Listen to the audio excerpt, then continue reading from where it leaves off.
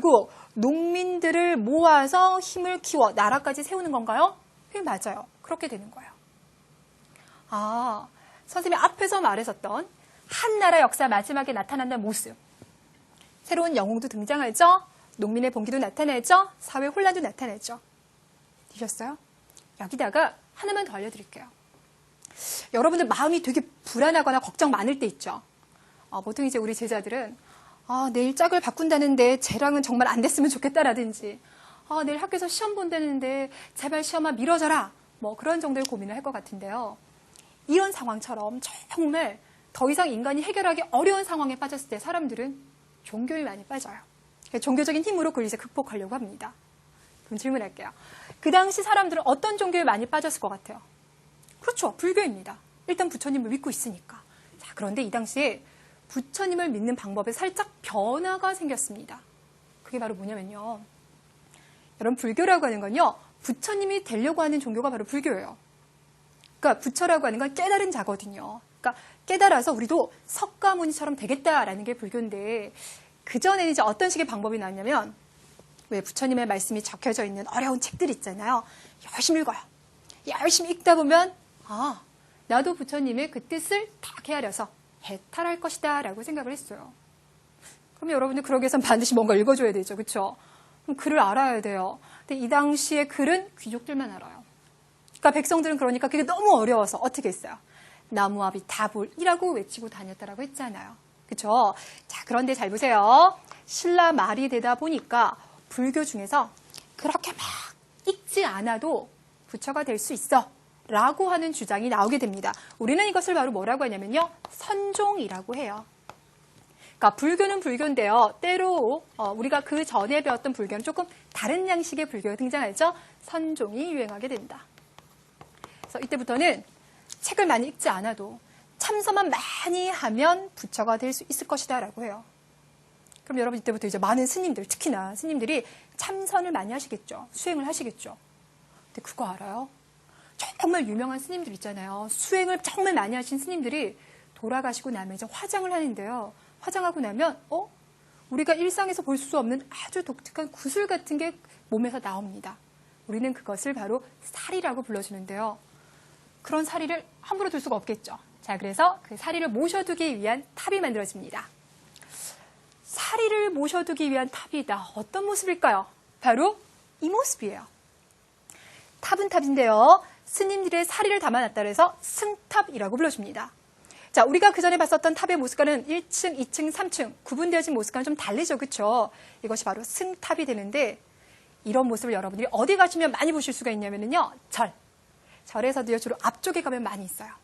그러니 엄마 아빠와 역사 공부를 위해서 유적지 탐방을 간다. 그러면 절에 가시는 경우가 있을 거예요. 그때 앞에서 승탑을 한번 보세요.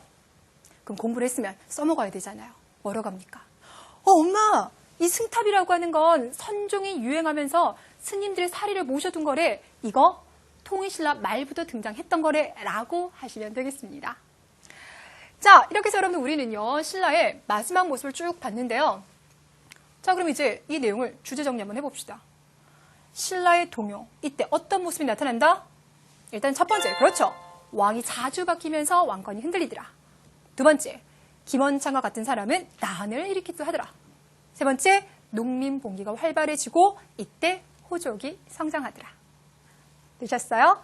다시 한번 마인드맵으로 정리하고요. 우리 그러면 이 이후에 그래서 후삼국이 등장한대요. 어떤 모습일지 계속 공부해 보도록 하겠습니다.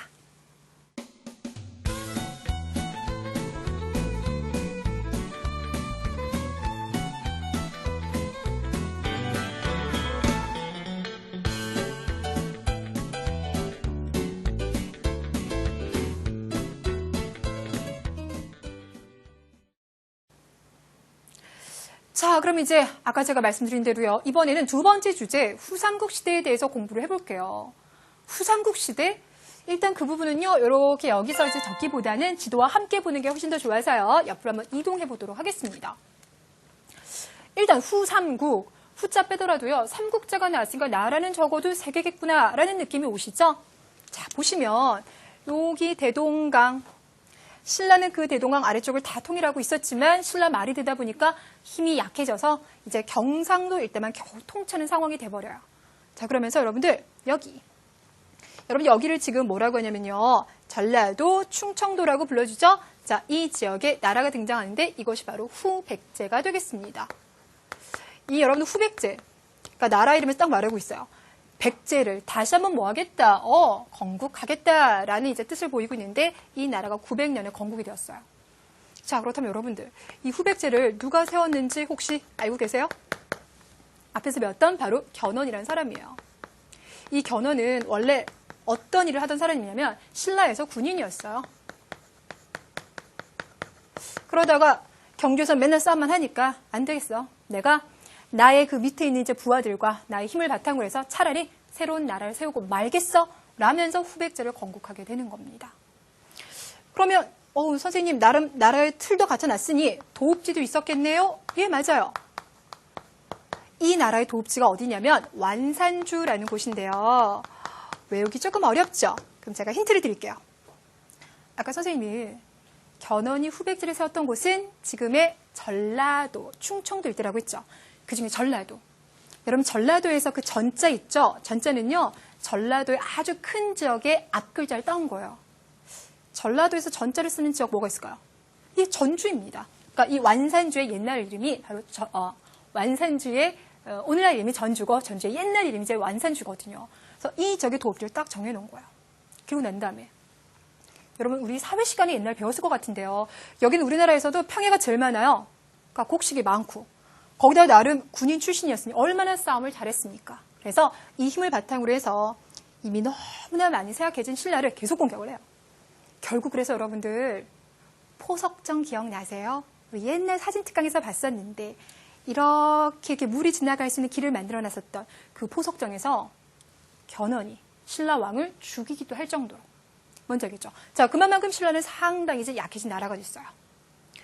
자, 이번에는 그 위쪽으로 가겠습니다. 위를 봤더니요. 후고구려라는 나라가 있네요. 자, 이 나라 좀 살펴볼게요. 이름 그대로 고구려를 계승하겠어 라면서 등장한 나라인데 이 나라는 후백제보다 1년 있다가 등장한 나라예요. 그리고 이 나라를 세웠던 사람은 누구나? 앞서서 견훤 나왔으니까 이번에는 그렇죠. 궁예가 등장합니다. 우리 제자들 위인전 좀 읽어보셨는지 모르겠어요. 위인전에 보면요. 궁예의 모습 이렇게 할 때요. 한쪽 눈을 가리고 있는 모습 혹시 보신 적 있나요? 궁예 같은 경우는 신라 왕족이에요. 자, 신라 왕족 출신이라는 이야기 이제 많이